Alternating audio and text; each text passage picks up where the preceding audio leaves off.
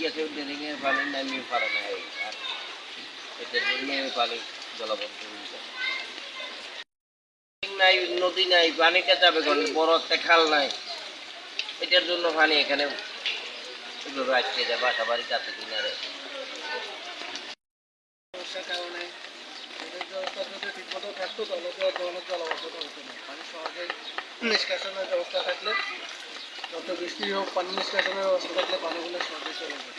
তার কারণে অল্প বৃষ্টিতে আমাদের জলাবদ্ধতার সম্মুখীন হতে হচ্ছে। সেজন্য ব্যবস্থা ঠিকমতো থাকলে এই সমস্যাটা হয়।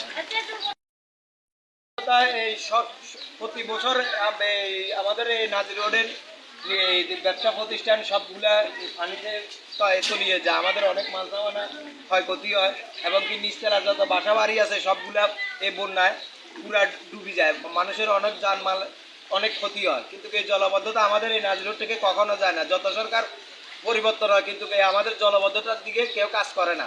সবাই শুধু সব কিছু করে কিন্তু আমাদের এই জলাবদ্ধতা নিরসনের কোনো ভূমিকা কেউ রাখে না। কিন্তু প্রতি বছর আমাদের এই ব্যবসা প্রতিষ্ঠান নিচতলা বাড়িঘর সবগুলা ডুবে যায়। মানুষের কারণে পানি বসে গেছে, এখন আমরাও অন্য বাসা যাইতেছি, আমরা সব কিছু নষ্ট হয়ে গেছে, আমরা জিনিসপত্র সব কিছু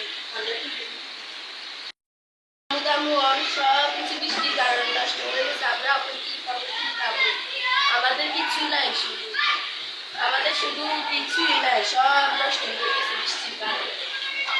আমরা অন্য বাসায় যাইতেছি। জিনিসপত্র নষ্ট হয়ে গেছে, আমরা কি খাওয়া দাওয়া কমে